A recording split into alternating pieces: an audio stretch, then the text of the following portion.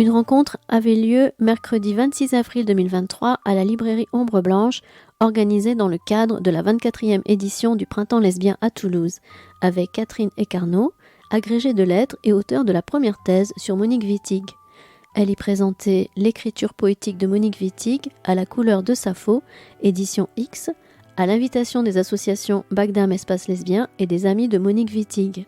Cette rencontre est l'une des premières à Toulouse célébrant l'année Wittig, inscrite dans une série d'événements marquant les 50 ans de la parution de l'ouvrage Le corps lesbien et la commémoration de la disparition en 2003 de la romancière, théoricienne et militante féministe lesbienne.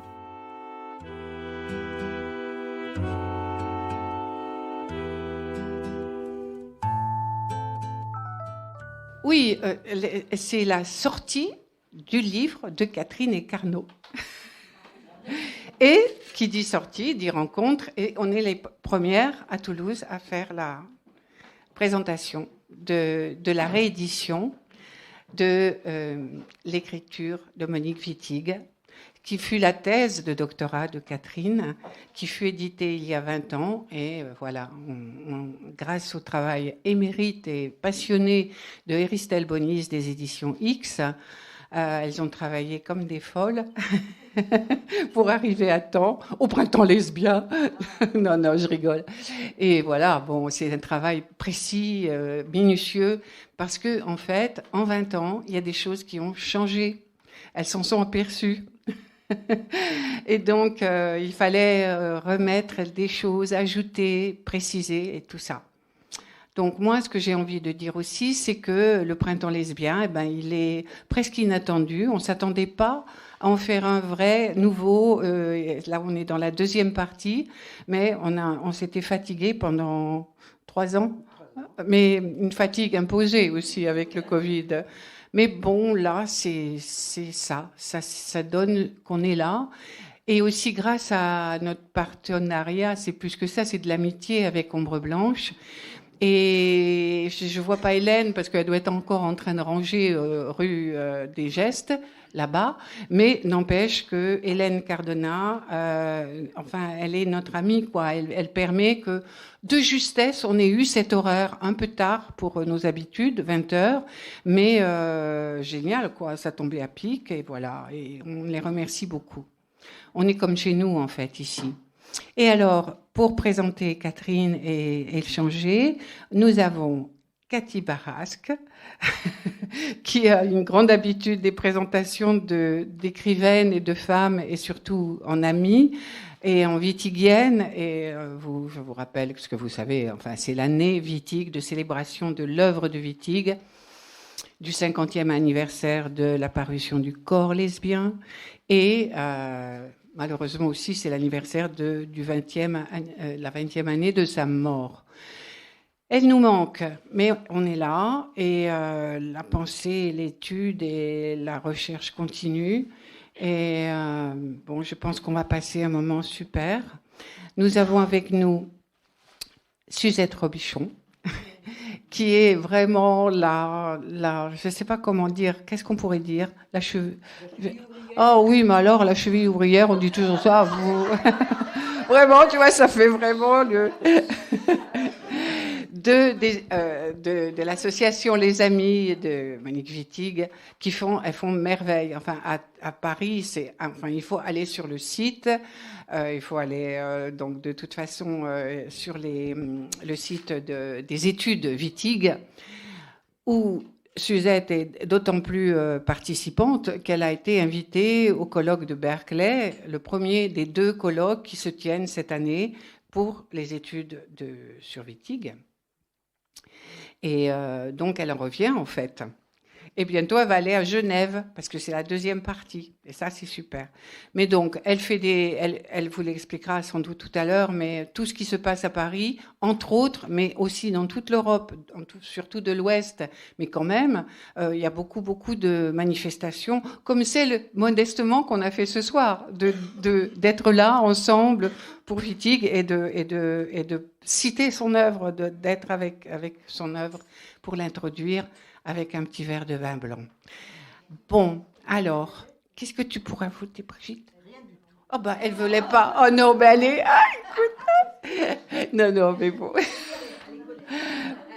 Bon, je laisse la parole à Cathy, philosophe et bagdamienne et vitigienne.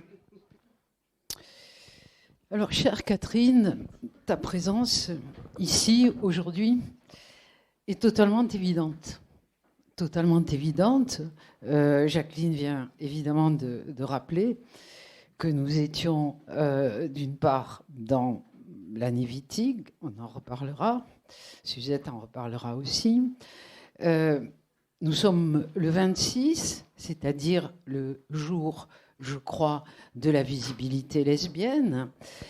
Et évidemment, ta présence évidente et essentielle tient au fait que tu es celle qui a ouvert l'histoire, je dirais l'histoire universitaire de Monique Wittig.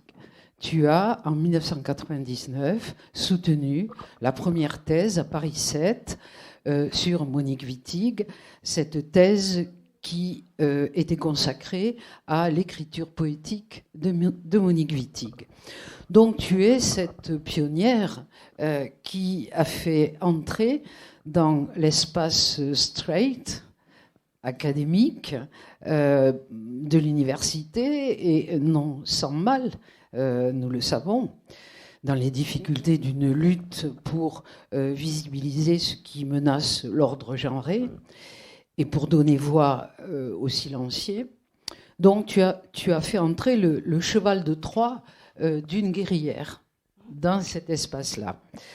Donc ta thèse restera en France, en tout cas longtemps, dans cet espace, une exception, je te cite, une exception quelque peu frondeuse, dis-tu, dans ce livre-là. Et tu rappelais d'ailleurs à ce moment-là, enfin, tu rappelles que les études wittigiennes se développaient alors, dans ces années-là, l'année où tu fais ta thèse, sur le continent nord-américain. Alors, tu as publié en 2002 dans la bibliothèque du féminisme de l'Harmattan, tu as publié l'écriture de Monique Wittig à la couleur de Sappho, livre issu de ta thèse, livre qui est bien sûr, je dis bien sûr parce que celles qui n'ont pas lu ce livre-là et bon, qui vont bien sûr acheter et lire ce livre aujourd'hui, déjà, te lisant il y a 21 ans, 22 ans, serait entré dans le parcours lumineux que tu nous as proposé à travers les textes littéraires de Monique Wittig. Donc aujourd'hui, donc 21 ans après, Auristel Bonis et donc ces éditions X vont publier ta relecture. Enfin, si tu permets, je parle de relecture dans la mesure aussi où lecture et écriture sont intimement liées et où tout écrivain, lectrice et finalement toute lectrice peut-être devient aussi écrivain. Donc les éditions X publient ta relecture, publient, je dirais, ta mise au présent du parcours de 2002. Et le titre de ton livre, que j'aime beaucoup, est à la fois le même et il est quelque peu différent. Enfin, il y a quelque chose peut-être de plus poétique encore dans le titre. Je vais le rappeler, donc ce titre. L'écriture de Monique Wittig à la couleur de Sappho. Voyage à travers les textes de fiction de Monique Wittig avec pour guide Catherine Ecarno. Bon, je pense qu'il y a un petit clin d'œil peut-être à Virgile Non. Oui. Bon, donc je vais y revenir. Je vais revenir sur ce point. Mais je voudrais aussi rappeler que pendant 21 ans, eh bien, tu as écrit de nombreux articles importants. je vais citer ce que je connais, qui me paraissent effectivement très importants. Notamment en 2001, tu vas publier dans les actes du colloque du 16-17 juin, ce colloque, je le dis au passage, qui existe par la passion, la ténacité et l'énergie de la combattante Suzette Robichon, ici présente, et qui nous parlera aussi de tout cela. Mais là, nous sommes en 2001, 16-17 juin 2001, donc colloque qui repose sur, non pas la cheville ouvrière, mais sur les épaules de Suzette Robichon, et avec aussi Sam Boursier, qui est avec toi, Suzette. Titre de ce colloque, parce que les lesbiennes ne sont pas des femmes. Et ton article, Catherine, est le suivant. L'interlocutrice du corps lesbien, menaçante, désirée, constituante. Deux articles importants, et deux de ces articles, eh bien, tu as proposé ces deux communications au colloque lesbien international d'études lesbiennes de Toulouse, à l'époque où Toulouse était une lesbopole importante, comme nous le savons. Bon, alors, le colloque, tu étais là pour le colloque de 2002, qui avait pour titre « Le sexe sur le bout de la langue », et ta communication, la monstrueuse sexualité d'au-delà du verbe dans les fictions du corps lesbien. Tu reviens en 2009, et cette année-là, ce colloque, c'est l'Arme du rire. Et là, tu vas nous proposer les rebelles, les hors-la-loi de Wittig. C'est pour de rire ou c'est pour de vrai? Alors, on peut lire, Brigitte, enfin, Jacqueline sont là, on peut lire, tous les actes sont publiés, sont accessibles de ces colloques. Oui, enfin, le problème, c'est qu'ils ne sont plus distribuables. Enfin, oui, mais on n'a pas mis en ligne. En ligne, bon, pas encore. Ça va venir. Ça va venir. Bon, voilà. Donc ces deux articles de Catherine et Carnot, qui sont autour du corps lesbien. Pas le deuxième. Le deuxième, c'est les guerrières. Pas seulement. Alors, en 2012, tu publies dans les Nouvelles questions féministes le chantier littéraire et le métier d'écrivain. Tu le publies dans Lire Wittig. Tu le publies dans le chantier littéraire et le métier d'écrivain, Nouvelles questions féministes. Et tu publies la même année dans Lire Wittig aujourd'hui, un article sur Virgile Non qui s'appelle La narration de Virgile Non. Voilà, donc énormément de travail et de choses très importantes à lire autour de Wittig.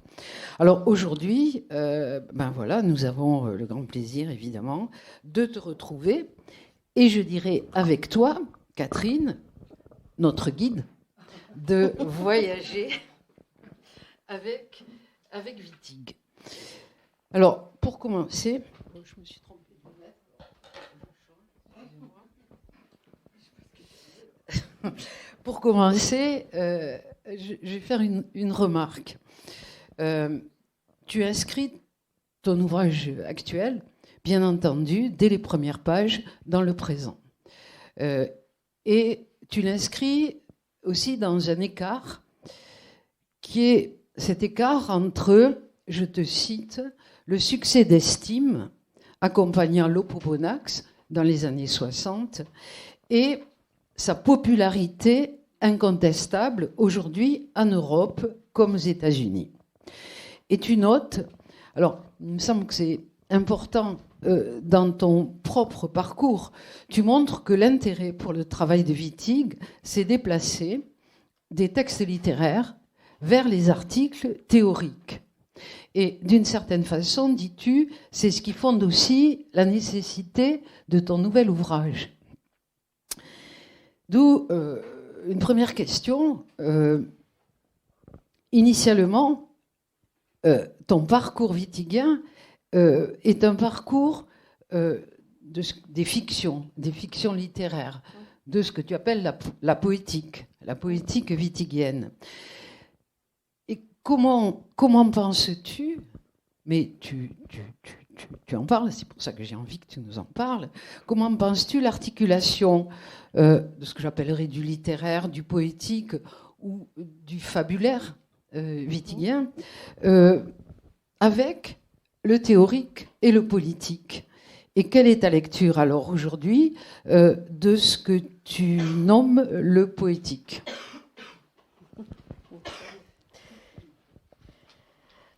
Alors, oui, Wittig disait que le chantier littéraire est un espace privilégié pour la constitution du sujet, un champ de bataille, un champ de bataille privilégié. Et oui, Wittig n'est pas un auteur engagé parce que bon, c'est un auteur des années 60 et c'est un auteur très, très lié au nouveau roman. Donc la recherche formelle est essentielle pour elle. Elle dit bien, bon, ce quoi un écrivain a à faire, ce ne sont pas des individus, ma citation n'est pas exacte, hein, mais ce sont c'est le langage, le matériau brut, c'est-à-dire le langage, le matériel à brutifier pour justement le dégager des usages antérieurs, pour le dégager de la glu du sens. C'est très beau quand, dans le chantier littéraire, elle parle de ce travail de l'écrivain vraiment sur sa table comme un forgeron. Alors, donc le langage et les formes héritées, les formes déjà là, les formes littéraires surtout déjà là. C'est ce qui concerne l'écrivain et non pas des concepts, des idées, etc. Donc, pour elle, parler de littérature engagée, c'est un mythe, c'est une sorte de leurre, de mythe, je crois. Quelque part, elle dit un peu comme le mythe de la femme, je crois qu'elle fait ce rapprochement. Hein. En revanche, il y a une notion très, très importante qu'elle développe, notamment dans le chantier littéraire, mais déjà avant, elle en parle, qui est la plastie du langage sur le réel, avec une grande une grande attention au fait que notre réalité, elle est faite même notre corps est transformé par ce que le langage nous dit.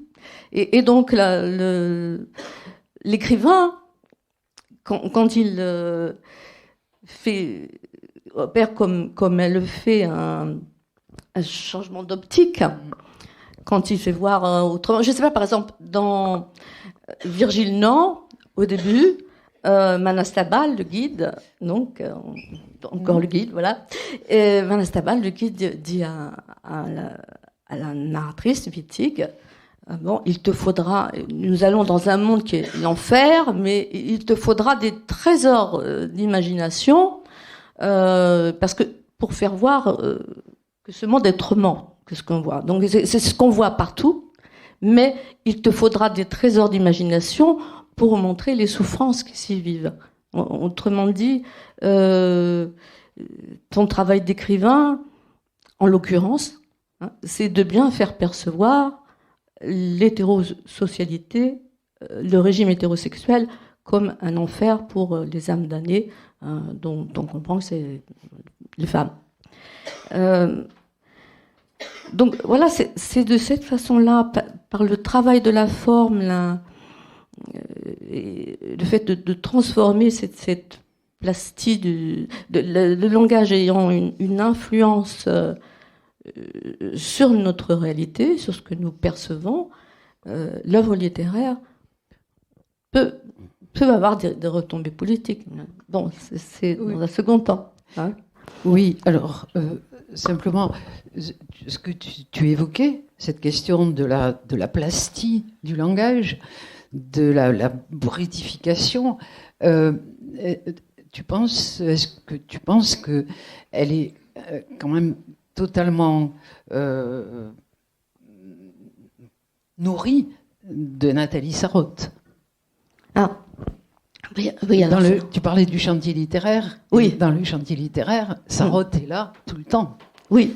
Et tu m'avais dit que toi, tu es parti de Sarraute vers Wittig. Oui, voilà. Je ne suis pas la seule. En plus, on sait que les deux universitaires qui ont fait le colloque sur Wittig, Benoît, en 2009, c'était ça.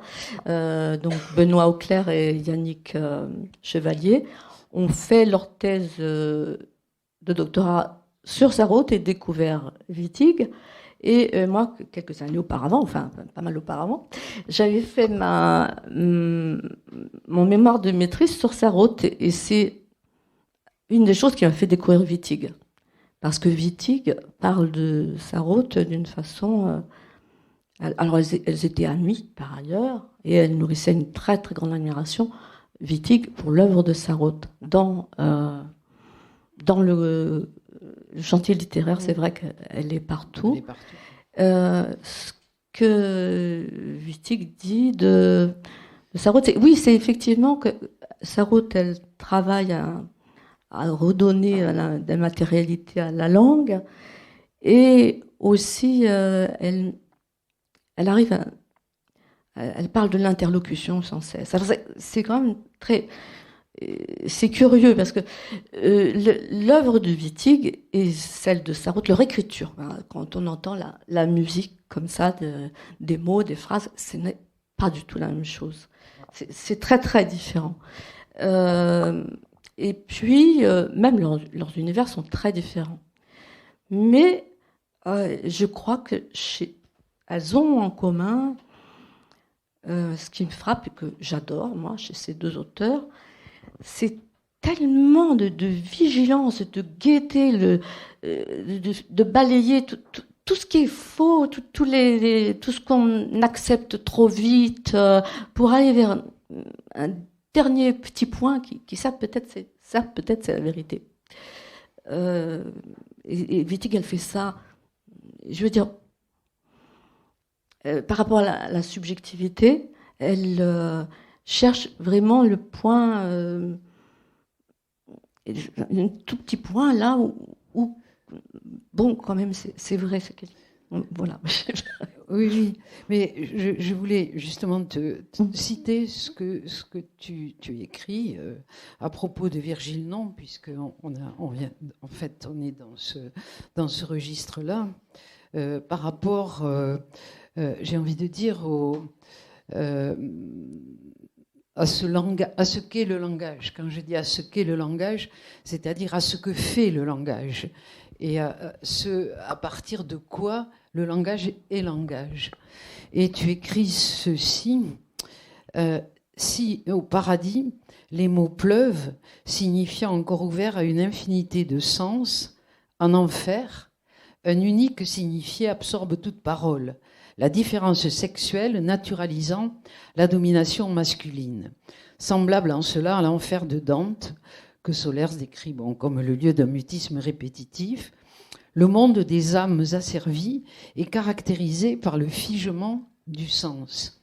Et un peu plus loin, c'est à la fixation d'un langage qui ne produit plus que des clichés que se reconnaît l'enfer, sans cesse confronté au règne absolu de ce que l'auteur a appelé ailleurs la pensée straight. La voyageuse essaie en vain de parler aux âmes damnées. Donc, en effet, l'enfer, métaphore, si on veut, de la pensée straight. Et il me semble que ce que tu disais, c'est bien que pour Sarraute, comme pour Wittig, c'est le langage qui est finalement le lieu d'un contrat où l'hétérosexualité produit ce figement du sens dont elle parle. Et c'est aussi la dimension qui est aussi la dimension politique. Alors, bien entendu, tu disais, Monique Wittig n'est pas... Enfin, on ne peut pas parler d'écrivain engagé. Et je crois que quand tu as choisi ce qui est très beau, quand tu dis l'écriture de Monique Wittig à la couleur de Sappho, c'est justement la couleur. La couleur, c'est le contraire de quelque chose de figé. C'est aussi le contraire de ce qu'on pourrait appeler un thème, un écrivain qui va écrire...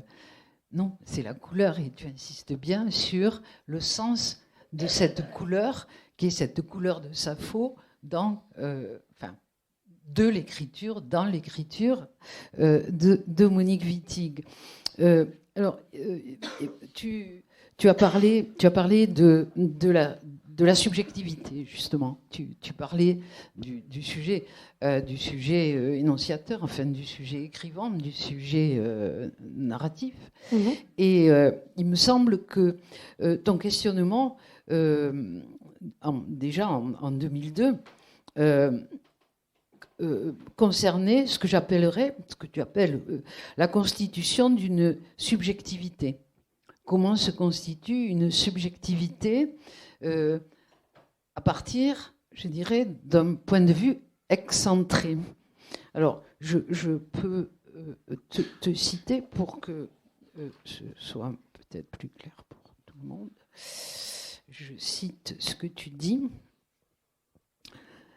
À travers un travail de l'énonciation qui refuse toute paternité, maternité au texte, en amont duquel ne subsiste pas même le point de vue modeste si caractéristique du nouveau roman, mais seulement une vacance désirante, Wittig poursuit une quête de subjectivité dont le moyen est la généralisation de sa position excentrée.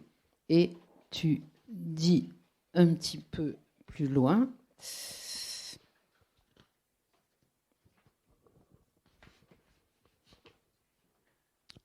Loin de tendre à l'unité, cette première partie de ton ouvrage nous permettra de cerner la conception de la subjectivité qui se dessine à travers les fictions de Wittig.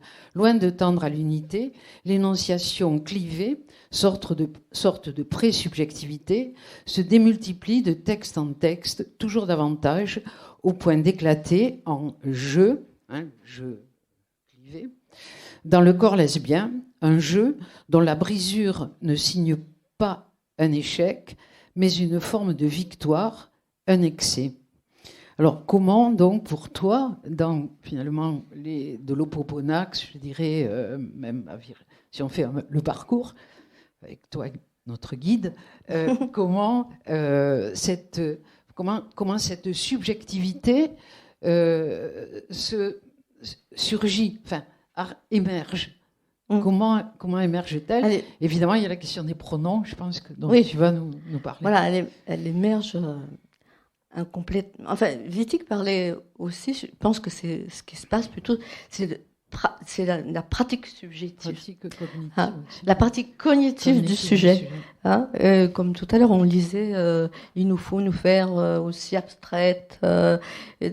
Donc, la subjectivité, c'est ce que Butler à mon avis, ne comprend pas très bien quand elle parle du sujet wittiguien. C'est toujours quelque chose qui est en devenir, qui est dans le mouvement chez Wittig. Et avec aussi le fait de faire entrer dans le texte, dans le corps littéraire, c'est ce qui lui tient à cœur et à corps, qu'on appellera rapidement le lesbianisme. Bien que ce qui a cours ici n'a pas de nom pour l'heure. C'est le début du corps lesbien. Et alors, Wittig, elle disait qu'elle se méfiait terriblement du jeu. Elle n'y croyait pas. Pour elle, c'est comme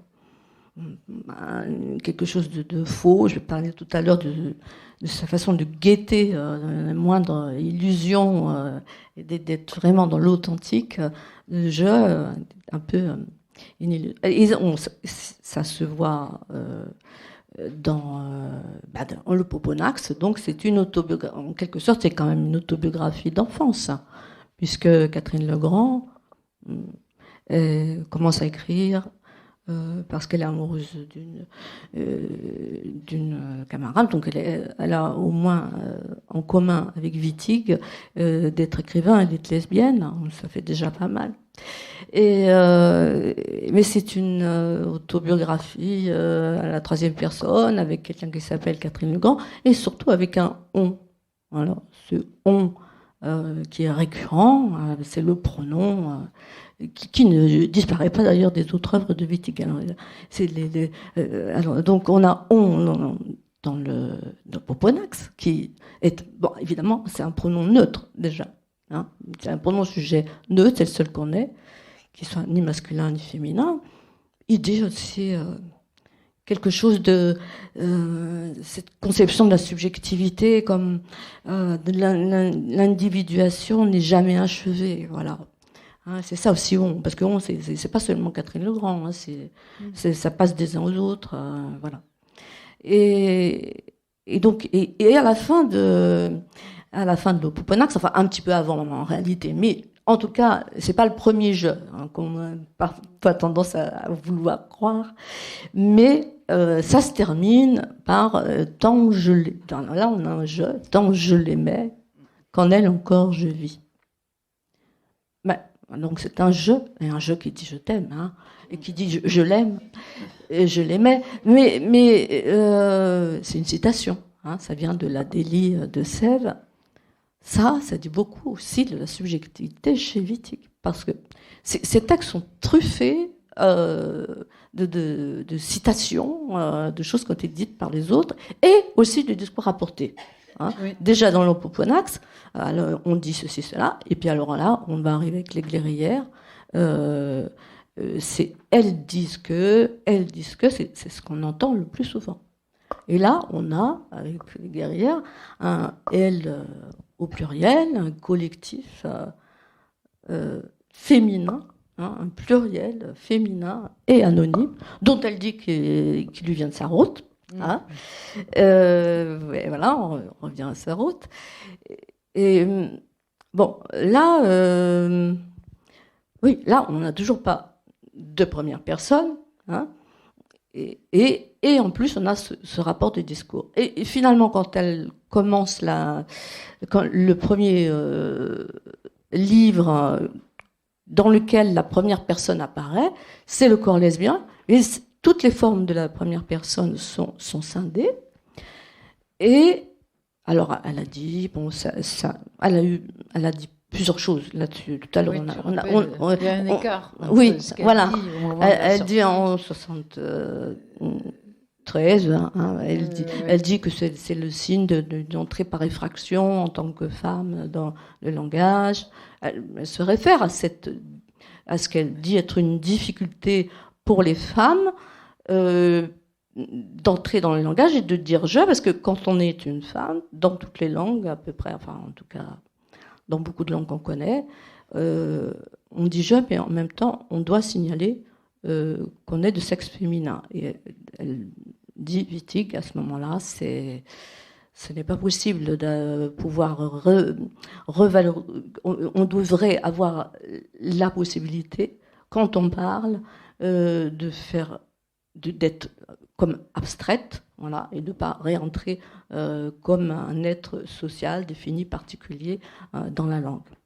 Alors, c'est pour ça, mais aussi après ça devient un jeu qui est signe de l'excès, qui peut tout lesbianiser. C'est-à-dire que dans ce que tu disais en premier, c'est comme si elle insistait, elle partait de quelque chose qui était lacunaire, qui était bon, et dans ce qui a été la deuxième point de vue, si on peut dire, mais qui est lié, je pense, à évidemment l'évolution de son propre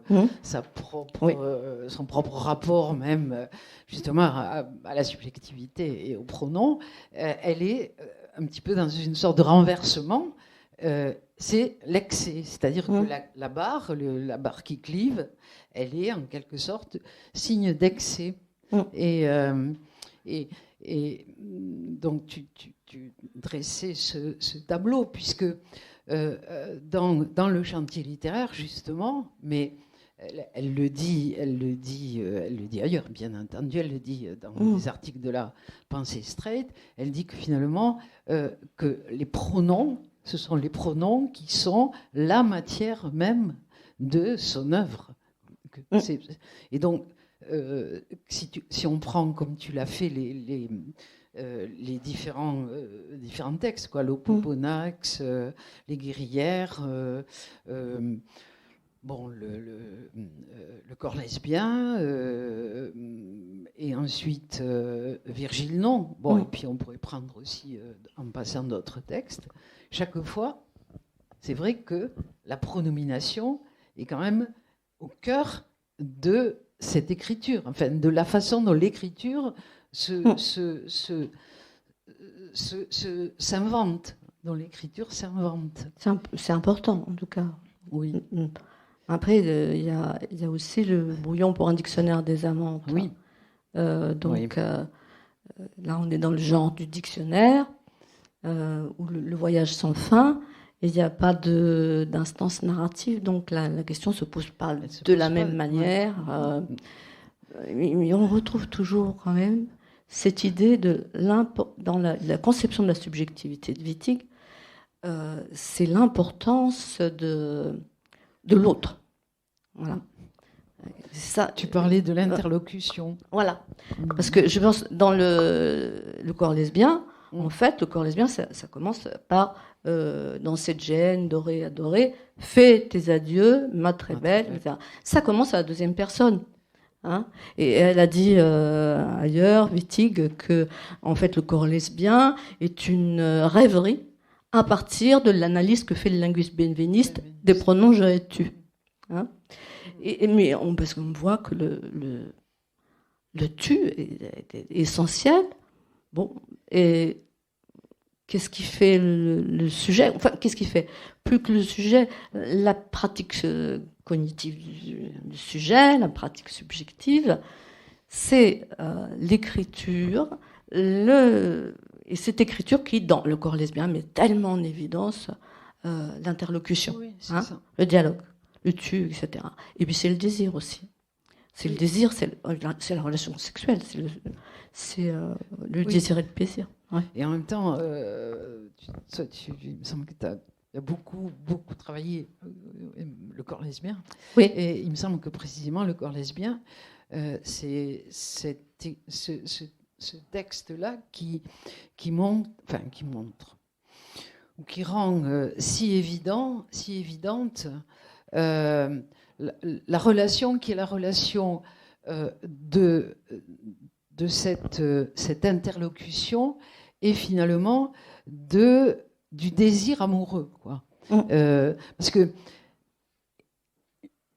il me semble que tu dis aussi qu'au fond il y a une très grande unité dans l'œuvre de Wittig. C'est-à-dire que dans l'Opoponax, il y a déjà au fond, peut-être, il y a déjà le corps lesbien, enfin, d'une certaine façon, et notamment la dernière phrase de l'Opoponax, donc qui est cette citation, mais qui est évidemment une phrase de désir amoureux. Eh bien, l'écriture de Wittig, c'est une écriture qui fait de l'interlocution amoureuse son propre mouvement aussi, enfin, il me semble.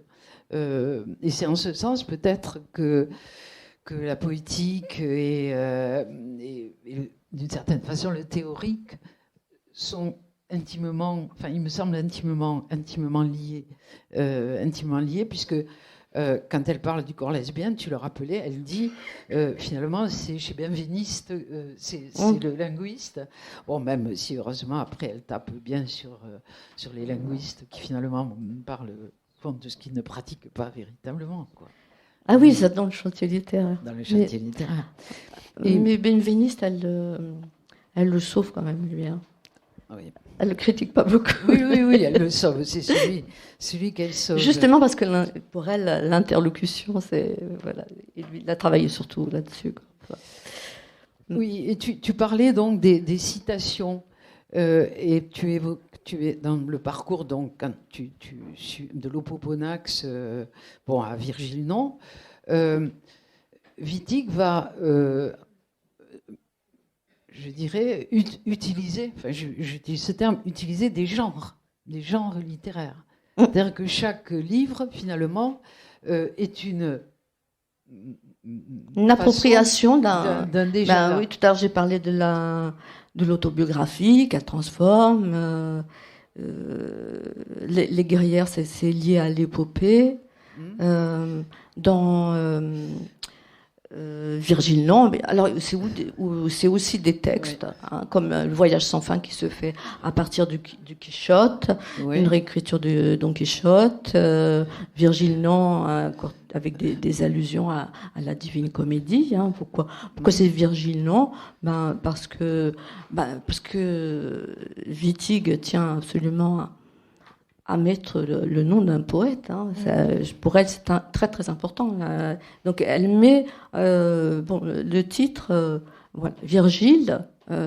C'est quand même mettre son œuvre sous le signe de la poésie. Et puis en même temps, c'est non. Parce que, en réalité, le personnage principal, Wittig, se promène en enfer avec un guide qui s'appelle Manassaval. Donc, c'est pas comme Dante avec Virgile qui la guide. Mais là, ça permet aussi de parler d'une figure qui est tout à fait importante pour comprendre Wittig et qui peut aussi nous permettre de comprendre pourquoi à un moment elle dit le jeu barré, c'est un signe de fragilité, mais c'est aussi un excès. C'est la figure de la litote. Hein, c'est-à-dire quand on dit c'est pas mal pour dire que c'est formidable, par exemple, hein, dire le moins pour signifier le plus, ou les prétéritions, c'est une figure que je trouve très drôle qui est. Je rappelle comme ça si tout le monde. Donc la prétérition, ça consiste à dire je n'ai pas besoin de vous dire que, mais on le dit quand même. Voilà. Et donc Wittig, il y a beaucoup d'humour chez Wittig, et donc elle a beaucoup de ces pratiques qui sont un peu de l'ironie, mais comment ça sert à juxtaposer différents signifiés. Parce que pour dire ce qu'elle a à dire, il n'y a pas de mots. En fait, c'est quelque chose qui n'a pas droit de citer, qui est de l'ordre de l'indicible. Justement, ce qui n'a pas de nom, le lesbianisme, la conception du sujet d'au-delà des sexes. Son travail consiste quand même à superposer les différents sens, hein, donc je dis une chose, mais comme c'est ironique, et les différentes énonciations aussi, parce que un personnage dit une chose, ça vient d'un auteur, voilà. Donc c'est cette façon-là qu'elle a en quelque sorte d'épaissir le langage. Hein, oui, alors tu cites d'ailleurs, alors je ne sais plus qui a utilisé l'expression, une écriture palimpsestueuse. Ah oui, c'est un petit peu compliqué. C'est Philippe Lejeune. C'est Genette qui cite Philippe Lejeune, mais j'adore cette expression. Voilà. Et c'est magnifique. Oui, une écriture palimpsestueuse, donc oui. Comme c'est-à-dire qu'il y a comme une écriture d'enchâssement. Il me semble, chez Wittig. D'entreclassement des différents textes, des différents styles, des genres aussi. Oui. Et donc, est-ce que, là aussi, on peut dire que l'œuvre de Wittig, c'est aussi une œuvre qui met en question les frontières de genre. Je ne parle pas évidemment de ce qui est très évident, c'est-à-dire que y a... bon, l'idée qu'il faut en finir, en tout cas avec le genre qu'on appelle le genre grammatical. Oui. Hein, il faut, voilà. Mais il me semble aussi qu'elle traverse des frontières qui sont des frontières, entre guillemets, je ne sais pas si on peut dire littéraires, enfin des genres, puisque on vit quand même dans un espace mental qui est extrêmement genré. Je veux dire, ça c'est de la philosophie, c'est du théorique, c'est du concept, c'est bon, ça c'est le poétique. Or, il me semble que lire Wittig, c'est aussi entrer dans un au-delà, peut-être, des frontières académiques, enfin de ce qui est bien policé, quoi, dans ce qu'on nous a appris et dans ce qu'on nous demande aussi de respecter, quoi. On nous demande de respecter globalement un ordre qui est hétéronormé, hétérosexuel, mais on nous demande aussi de respecter des modes de pensée. Et, enfin, il me semble que Wittig, elle traverse. Il y a une grande liberté. Oui, voilà. Une grande liberté dans. Oui. Par exemple, dans le chantier littéraire, il y a quelque chose de l'ordre de la. C'est poétique en même temps, que c'est un essai. Alors ça, c'est quand même le signe de la part. Ça rend bien compte du contexte de l'écriture de Wittig. Hein, c'est cette hybridation comme ça, cette porosité du roman à la poésie, au théâtre, c'est tout à fait caractéristique du nouveau roman. C'est ce qui fait qu'on appelle ça un nouveau roman. Même le passage entre le théorique et poétique, l'analyse de texte et la vraie écriture, c'est Barthien, elle adorait Barthes, hein, d'ailleurs, Wittig. Oui. Mais ce qui se passe, qui nous intéresse, nous, aujourd'hui, je pense, hein, c'est que ce travail qui la rend, comme par exemple le thème érotique, c'est très très fréquent en 73, hein, qu'on trouve dans le corps lesbien.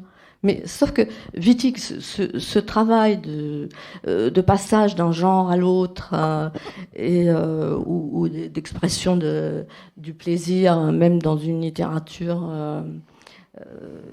on pourrait dire savante, hein, quand c'est édité aux éditions de Minuit. Et donc, tout cela qui appartient à un contexte autour d'elle, c'est vraiment les années 70. Elle en fait autre chose qui est d'arriver à dire voilà, l'indicible, la monstrueuse sexualité au-delà du verbe, la passion lesbienne.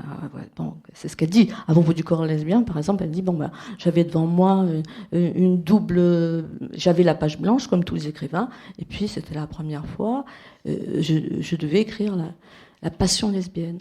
Hein. Voilà. Et donc, elle écrit la passion lesbienne.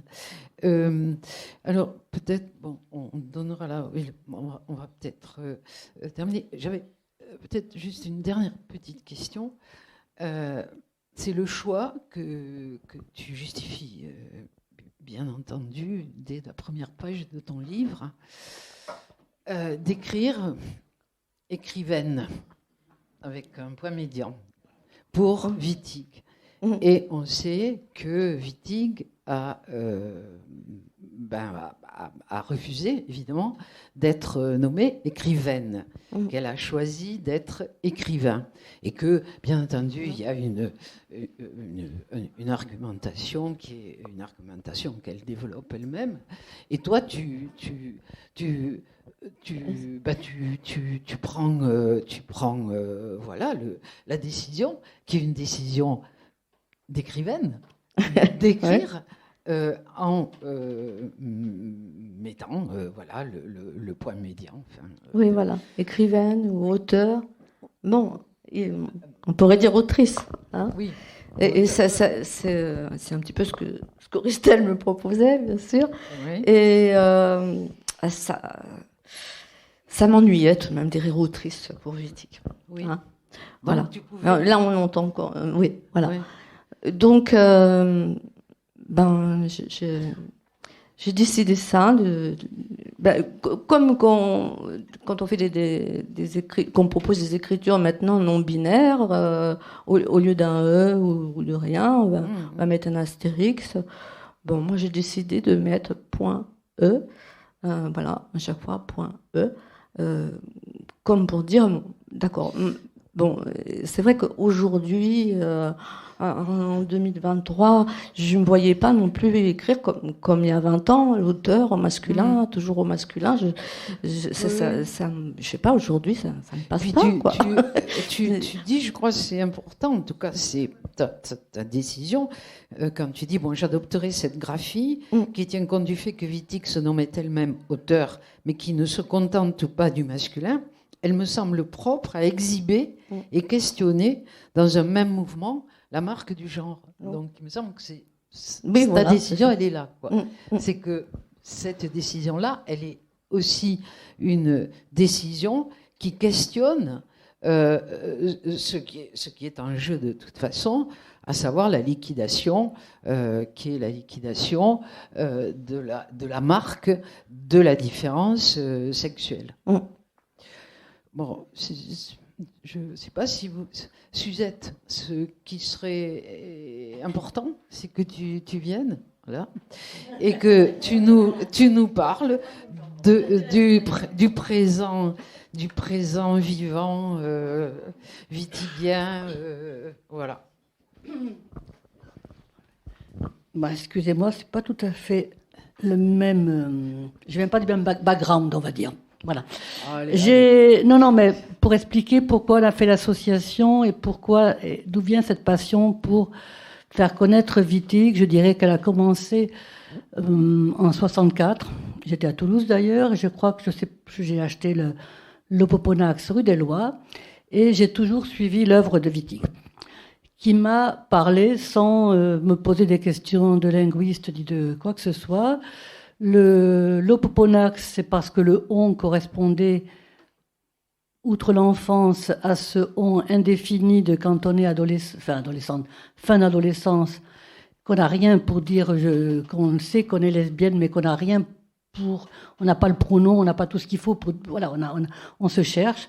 Donc ce on était parfait. Et ensuite, j'ai suivi les guerrières, le corps lesbien, etc. Et le corps lesbien, je dois avouer que si je l'ai acheté et dévoré, j'ai pas compris du tout, évidemment, à la première lecture, ce que Wittig voulait faire. C'est vrai, il faut le dire. J'ai adoré la langue, et c'est là que je trouve que c'est tout le travail de Cheval de Troie, de Wittig écrivain, c'est que c'est la langue elle-même qui fait qu'on sent qu'il y a quelque chose qui se passe. Il y a quelque chose qui est en train de vivre, et que le texte, il palpite, il bouge. Il vous parle même si vous n'avez pas derrière tous les éléments qui permettent de comprendre le pourquoi du jeu barré, ou etc. Voilà. Et ça, je trouve que c'est aussi ça qui fait la passion d'un écrivain. Et donc, si j'ai commencé à travailler avec Wittig dans les années 80 et à faire le numéro de Vlasta en 85, c'est pour une raison très simple.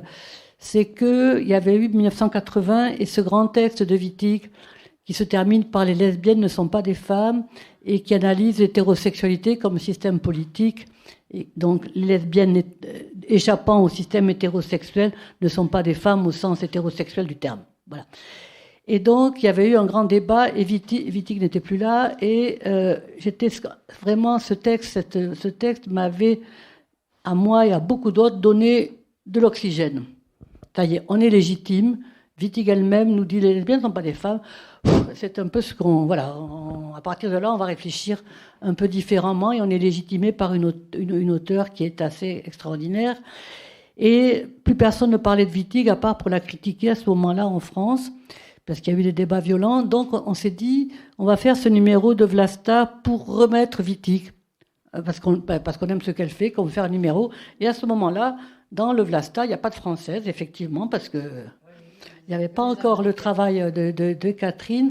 Et donc, c'est à partir de là que ce qui m'a semblé important, c'était de faire connaître la langue.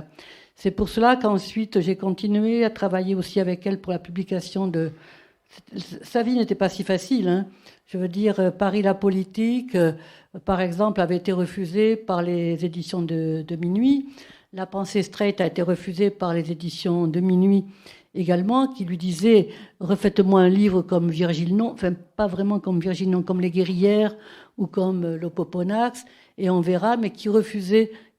Donc, on a beaucoup travaillé pour trouver des éditeurs qui ont été trouvés, POL, les éditions Ballant, et est arrivée à ce moment-là, est arrivée la nouvelle génération, entre guillemets, qui avait connu Wittig l'œuvre par la théorie, par la pensée straight principalement, et par des écrivaines ou des autrices nord-américaines, et qui ne comprenaient pas qu'en France, certains textes de Wittig n'étaient pas traduits, je pense à la pensée straight en particulier, et d'autres textes. Et donc, c'est vrai que ça a été une continuité pour moi de faire connaître. Donc, on a fait le colloque de 2001, et dès 2003, à sa disparition, ce qui me semblait important pour moi, qui ne suis pas universitaire, c'était de faire entendre la langue. Faire entendre au sens, ce qu'on a fait tout à l'heure, la faire entendre.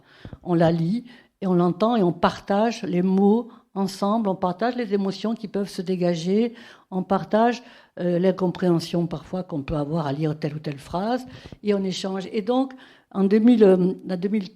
après le choc de 2003, bien évidemment, 10 ans après, en 2013, on a fait des soirées de lecture un peu partout, à Paris, à la Mutinerie, à Montréal, à Berlin et autres. Et dès 2014, c'est vrai qu'on s'est dit, c'est pour ça qu'on a créé l'association, c'est que on s'est dit, il faut vraiment passer à voilà. Donc, à la Maison de la Poésie à Paris, on a démarré aussi un cycle de lecture de Wittig qui correspondait aussi à... Pourquoi ? C'est parce qu'à ce moment-là, Anne Garretta était au jury du Médicis, et c'était tout le débat sur, il y a beaucoup de prix, mais il y a peu d'autrices qui ont des prix. Donc, ressortons les autrices du Médicis qui ont eu des prix. Donc, Wittig, ça faisait 50 ans, l'Opoponax. On a fait après une soirée pour Christiane Rochefort, Marie-Claire B, etc. Et on est revenu avec Les Guerrières. Et ce que j'ai trouvé assez magnifique, c'est de se rendre compte d'entendre les textes. C'est pas des débats. On est là, voilà, on va lire les textes. Donc, Isabelle Lafont a lu, par exemple, pour l'Opoponax. Et on a fait pareil pour Les Guerrières. Et puis, on a fait l'an dernier Le Voyage sans fin, une lecture un peu mise en scène en 2022. Et cette année, pour cette année Wittig, les 50 ans du corps lesbien et les 20 ans de sa disparition, ce qui nous intéressait, c'est de voir, en se rendant compte de ce que Wittig inspire.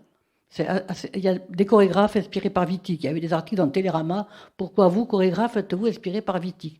Eh bien, elles sont inspirées par les mouvements qu'il y a dans Les Guerrières. On ne se rend pas forcément compte quand on le lit, avec les yeux là, mais pour des chorégraphes, il y a tout ce mouvement et tout ce rythme qui est extrêmement important. D'autres vont être inspirés, ça va leur donner des idées de peindre ou d'autres. Et donc, il y a énormément de... On s'est rendu compte, et c'est ce que vous pouvez voir sur le site des études wittigiennes, dans l'onglet qu'on appelle récréation, et friction et récréation, de voir tout ce qu'elle inspire dans différents domaines, art plastique, théâtre, chanson, voilà. Et ça, c'est très important parce que c'est vraiment la preuve d'une œuvre qui vit. Et qui est... Alors aujourd'hui, on est dans une époque où effectivement, elle est dans le milieu universitaire grâce aux lectures. Il ne faut pas rêver. Je veux dire, quand je parle, moi... Elle parle de chantier littéraire, moi je parle de chantier de lecture. Une œuvre, elle n'existe pas s'il n'y a pas de lecture derrière, s'il n'y a pas de chantier de lecture qui vont les faire connaître et qui vont la faire circuler, et puis des passionnés, ou pas, mais enfin bon, des personnes qui lisent et qui vont échanger. Et ça, c'est absolument essentiel, et c'est ce qu'on veut faire avec l'association, c'est ce que fait l'association, à la fois tout un volet de donner des outils, volet, je dirais, pour les personnes qui font de la recherche, universitaire ou pas, c'est-à-dire tout ce qu'on a en bibliographie sur Wittig, les articles, etc., les donner des outils, le nombre de personnes qui nous écrivent pour savoir, voilà, on le fait. Et puis cette année, effectivement, faire lire Wittig, parce que quand je me suis rendu compte que Wittig revenait par la pensée très straight, je me suis dit c'est très bien, mais il n'y a pas que la pensée. Wittig est avant tout elle a avant tout l'Opoponax, c'est une auteure de fiction, de récit, comme vous voulez, mais c'est imbriqué. Il n'y a pas de pensée straight sans toute l'écriture qu'il y a à côté. Et ça, c'est vraiment important. Et entendre la langue, ça permet à des personnes, et on le voit dans les lectures, qui n'ont jamais lu Wittig, qui l'entendent, lu par, comme vous ici, lu par, c'est pas des actrices, voilà. On est là, on prend le livre et on lit. de l'entendre différemment parce qu'on est sans obligation, on est dans le plaisir et on est dans l'échange, comme je dis, le partage de différents mots, enfin des mots de Wittig. Et voilà, je trouve que c'est vraiment bien qu'il y ait à la fois le côté des recherches universitaires, les colloques, et puis aussi tous ces mouvements à côté, par vraiment... voilà. Et ce qui est intéressant, effectivement, c'est de voir aussi tout ce renouveau dans les traductions. Dernièrement, il y a eu la traduction des guerrières en slovène, avec, voilà, par exemple. Il y avait un projet de traduction en chinois de la pensée straight, et aussi de nouvelles traductions. En Italie, il y a des nouvelles traductions, et aux États-Unis, il y a un projet également. Et ça montre aussi combien l'œuvre est vivante. Voilà. Donc, ce que je dirais par rapport à des personnes qui me disent c'est pas facile, c'est vrai, c'est pas forcément facile, Wittig, mais venez aux lectures, faites des lectures, et ça permet de s'approprier aussi les mots et de rentrer de manière physique et subjective dans le texte lui-même et de voir si... Et puis les lectures orales, ça me rappelle tout ce qui est l'histoire de la poésie et tout ce qui se passe dans n'importe quel endroit fermé, que ce soit des camps, des prisons, ou je ne sais quoi, ou qu'est-ce qui reste, c'est se lire des poèmes, se lire des textes. Et c'est exactement l'oralité, ça sert à ça, à articuler et apprendre à articuler dans sa bouche les mots mêmes d'une autre et à les faire vivre. Voilà. Donc, on a des petits flyers, mais c'est facile, vous trouvez tout. Vous tapez études wittigiennes et vous avez le site et vous pouvez nous écrire, vous pouvez nous envoyer ce que vous voulez et vous verrez toute la vie qu'il y a autour de Wittig, un nombre, voilà. Et puis ça ne fait qu'on est qu'au mois d'avril, enfin, bientôt le mois de mai, et on a prévu une lecture par mois, et c'est vrai que je me suis dit, waouh, l'année, elle vient pas de commencer, mais enfin, on en a fait que 4 mois, quoi. Voilà. Merci. Bon, si...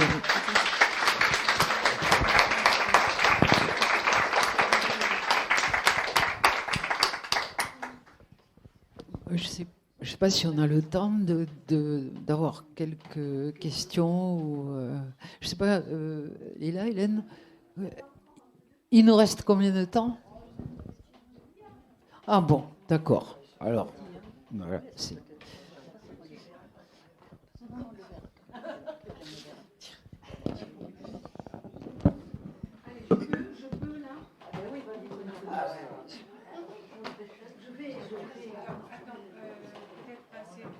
Attends.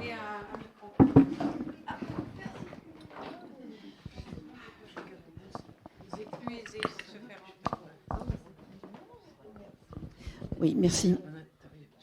Merci à vous trois. Et j'ai envie de mettre les pieds dans le plat un peu et de vous demander, particulièrement à nos 2 conférenciers qui ont commencé ce travail, de faire un petit exercice, pas long, justement, le défi il est là, un petit exercice de pédagogie élémentaire. Pour des personnes qui n'auraient jamais lu Wittig, j'en suis. Féministe lesbienne de la première heure, j'en suis. Comment vous pouvez, en quelques phrases, chacune, moi ça m'intéresserait personnellement de vous entendre chacune de vous 2, en quelques phrases, dire qui est cette femme et quel était l'objectif de cette femme, même si ces mots, vous nous avez ô combien dit que les mots, c'est terrible, qu'il faut aller derrière les mots, mais bon, je n'ai que ces mots-là, moi. Qui était cette femme qui nous occupe encore aujourd'hui, depuis un certain nombre d'années? Qu'est-ce qu'elle cherchait? Qu'est-ce qu'elle voulait? A-t-elle, à la fin de sa vie, atteint quelque chose qu'elle recherchait?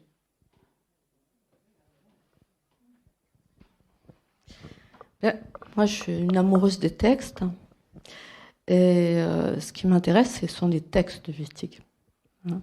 Je ne sais pas qui elle était. J'espère qu'elle le savait un peu mieux que ce que je sais de qui je suis. Voilà. Alors, pourquoi il faut lire Wittig, je dirais plutôt. Enfin, pourquoi il faut, entendons-nous, pourquoi tu pourrais entrer chez Wittig et de quelle manière?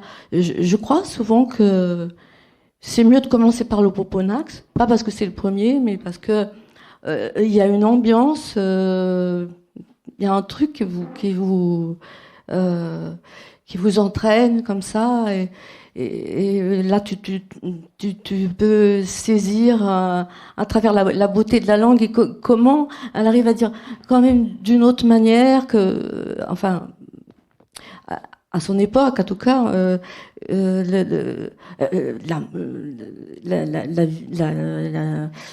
vie d'une petite lesbienne, hein, voilà. Hein, mais elle le fait sans venir à des questions. Ah oui, je suis lesbienne, je suis pas lesbienne, ça n'existe pas. Donc c'est formidable chez Wittig. T'as jamais un moment où il est question d'hétérosexualité ou de cheminement, pourquoi pas, c'est intéressant aussi, hein. Mais chez Wittig, ce qui est absolument génial, c'est que tout le monde est lesbienne et c'est son monde, c'est un monde lesbien.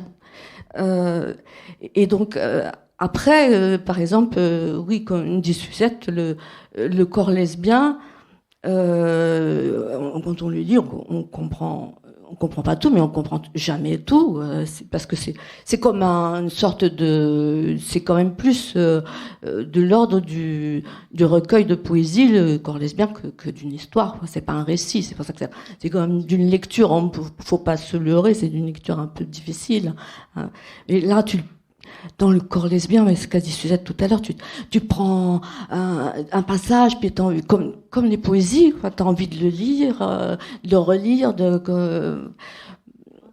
qu'est-ce que je veux dire, Wittig, encore une fois, je sais pas qui elle est, mais cette œuvre, pour moi, elle est infiniment précieuse comme lesbienne, parce que c'est vraiment la première fois que j'entends parler comme ça, sans que rien me heurte à ce point de notre sexualité, par exemple, dans le corps lesbien, et puis dans d'autres endroits aussi, avec des plaisanteries. C'est-à-dire, c'est tellement beau et nécessaire. Bon, j'ai pas été courte ni simple, mais c'est tout ce que je peux faire.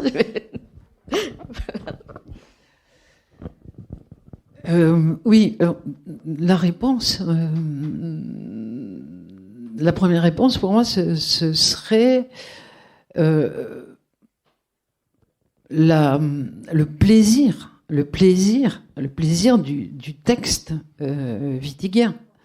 Ce plaisir, bon, que pouvait évoquer Suzette, ce que tu évoques évidemment Catherine, et je pense que quand on travaille sur Wittig, ou enfin, on est dans ce rapport qui est un rapport de jouissance, parce que c'est pas toujours le cas quand on lit certains textes. Si tu veux, il se trouve que le plaisir du texte, ça va évidemment bien au-delà de ce qui serait pure immédiateté. Ça veut dire que le plaisir du texte wittigien, il vient aussi de tout ce qui quand même transparaît, ce qui surgit à travers l'écriture de Wittig.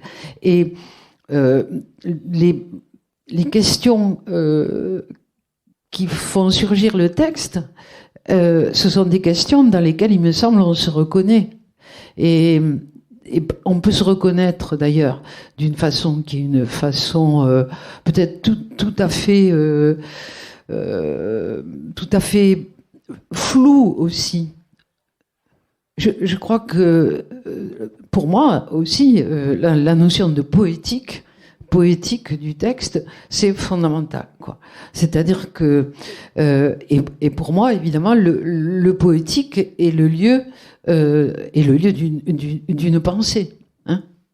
Pas straight, mais d'une pensée qui est justement en lutte avec ce qui est straight. Et donc, Voilà, ben, tu prends un texte Wittig, tu prends le Poponax, moi je suis d'accord sur le Poponax, mais tu prends le corps lesbien peut-être, si tu entends quelque chose qui te parle dans lesbien, et dans corps, et les deux ensemble. Et puis voilà, c'est là, quoi. Wittig, elle est là. Pour moi, elle est là. Pour moi, une écrivaine est dans son écriture, c'est-à-dire dans son corps. L'écriture, c'est le corps. Oui, je crois qu'il faut... parfois, quand on rentre dans un livre, on oublie toutes les discussions, les benvenistes ou autres. On rentre dans le livre.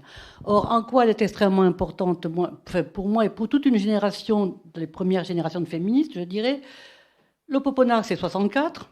Ça se termine par « Tant je l'aimais, qu'en elle encore je vis ». Les guerrières, c'est 69. Avant tout groupe féministe et encore moins lesbien existant réellement à Paris ou ailleurs. Donc, les guerrières, enfin, je vous conseille de le lire parce que c'est quand même, ça se lit, c'est vraiment une œuvre poétique en plus. Et puis c'est à la fois, pourquoi ça passe aujourd'hui énormément? C'est parce que dans ça touche extrêmement les débats d'aujourd'hui. Ces jeunes femmes qui se battent, qui vont gagner, elles veulent, comme elles disent, elles veulent.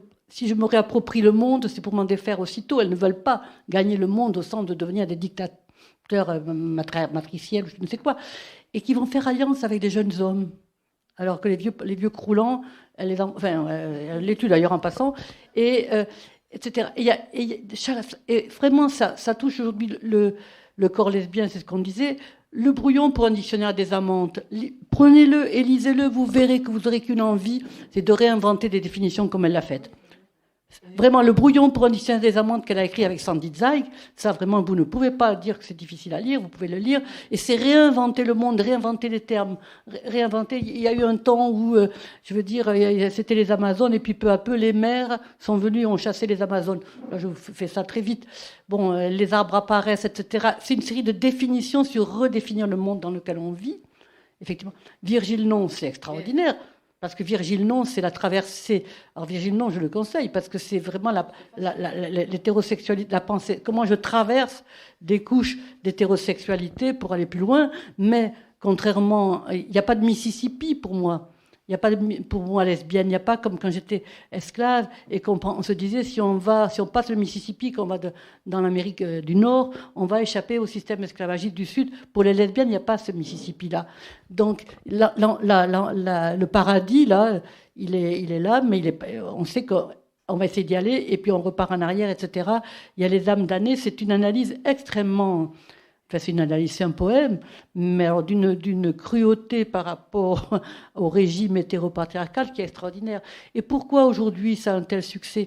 Moi, ce qui m'a frappé, c'est que non seulement il y a des chorégraphes, il y a tout ça, bien sûr, dont je parlais, des créatrices, mais il y a aussi, sur un mur à Rennes, il y a une copine qui m'envoie un truc qui avait marqué en gros à la peinture, « Wittig m'a sauvé ». Et plusieurs copines, dont des copines d'ailleurs qui habitent, elles ne sont pas là, mais qui sont du coin, m'ont dit oui, moi, Wittig m'a sauvée.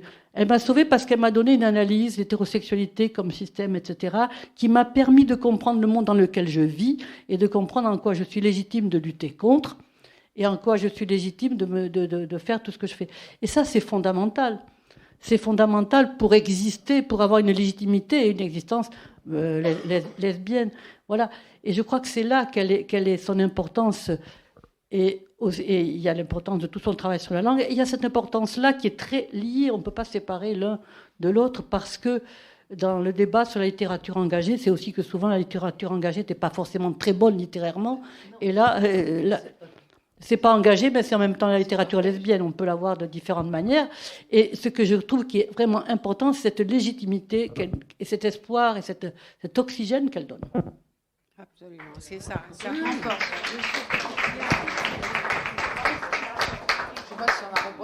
Moi, ce que je voulais dire sur Monique Wittig, c'est quand on l'a lu au début du mouvement, dans les années 70, elle a paru. C'est vrai que Les guerrières étaient parues depuis quelques années. Et elle est apparue comme une bombe. Et c'est vrai qu'elle nous a sauvés. On cherchait partout des livres lesbiens. On lisait Colette, on lisait Radcliffe Hall, on lisait tout ce qu'on pouvait. Et tout d'un coup, on avait un livre qui, enfin, nous disait les choses, nous parlait directement, nous parlait avec poésie, avec force, avec lutte. Elle parlait de ce elle au pluriel, qui manque tellement maintenant. Parce que les jeunes féministes, je trouve qu'elles sont plus personnelles ou par petits groupes. Cette espèce de lutte collective qu'elle nous proposait. Et en plus, quand est paru après le corps lesbien, cette poésie de la sexualité lesbienne, ce que tu parlais du brouillon du dictionnaire des amandes, mais c'est un plaisir de lire ces définitions. Et c'est vrai qu'elle change le monde, elle dit le monde d'avant, le monde d'après. Virgile, non. Et quand est parue la pensée straight, on ne l'avait qu'en anglais, mais en même temps aussi, quelle révolution! On ne naît pas femme, avait dit Simone de Beauvoir. Elle va plus loin. En tant que lesbienne, on n'est pas femme dans ce monde-là. Et vraiment, alors ça a été très discuté à la télévision, très méprisé, très mal compris cette phrase. Et en même temps, elle est essentielle. Et Monique Wittig, elle a vraiment changé le monde. Elle nous a changé. Enfin, personnellement, moi, elle m'a changé. Et c'est vrai que j'adore la lire, que je la relis très souvent. Là, il y avait quelque chose sur Wittig, j'ai amené un de mes livres, mais j'aurais pu en amener 5. Et vraiment, il y a un plaisir de la poésie de Wittig. Des fois, c'est difficile. Des fois, on est un peu perdu, on laisse tomber, comme un livre quand il va plus, et puis on le reprend plus tard. Mais vraiment, tu verras, Sonia, toi qui aimes lire, qu'il y a obligatoirement dans Monique Wittig quelque chose qui va te séduire, et une fois qu'on commence à être séduit, on ne peut plus s'en détacher.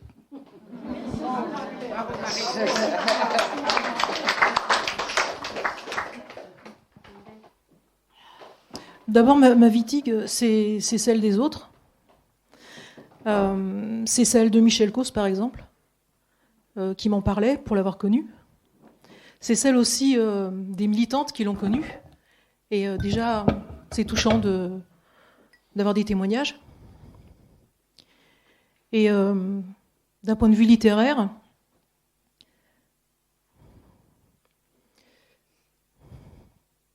c'est pas si fréquent d'avoir quelqu'un qui est vraiment écrivain. Il y a beaucoup de livres, hein. On est dans une librairie, je ne veux pas dire qu'ils ne sont pas intéressants, mais parmi tous les livres, combien sont vraiment de l'écriture ? C'est-à-dire combien, à travers une écriture, on sent une personnalité, on sent une pensée, on sent une façon d'être au monde, un imaginaire. Et en fait, c'est vraiment le partage de quelque chose d'extrêmement original, c'est le plus intime. À travers la poésie, à travers son écriture, elle partage le plus intime. Et le plus intime, c'est aussi le plus universel. Donc elle nous parle de nous. Effectivement, elle nous en parle comme peu le font.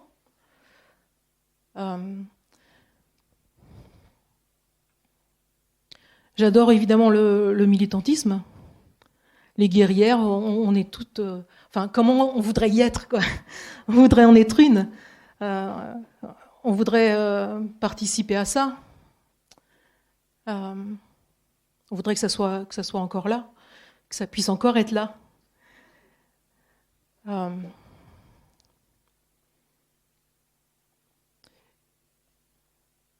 Alors évidemment, il y a la théorie. La théorie, elle se lit facilement, il me semble.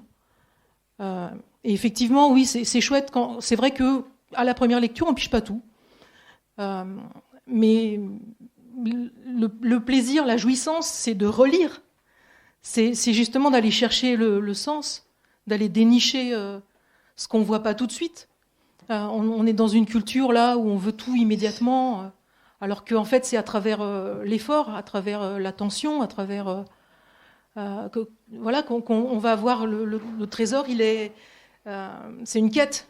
Et donc là, cette écriture, c'est une écriture de quête. En tant que lectrice, on peut commencer une quête. Comme Wittig commence sa quête avec Manastabal, Wittig est aussi, en tant qu'écrivain, un guide pour une quête vers soi-même et vers ce que c'est que le lesbianisme et vers le monde qu'elle propose et qu'on aimerait toutes vivre, dans lequel on aimerait toutes vivre. Voilà. Alors, s'il n'y a pas d'autres questions, On va remercier Catherine. Merci Catherine. Merci beaucoup Catherine. Bien sûr. Merci à vous trois, vraiment. Et j'avais pas fini. Tu veux pas signer les livres? Alors, oui. Si vous achetez, oui. bien entendu, il faut. Mais bon, le livre de Catherine, je pense qu'elle peut signer si vous avez le temps, si elle a le temps, je sais pas. Voilà. Merci.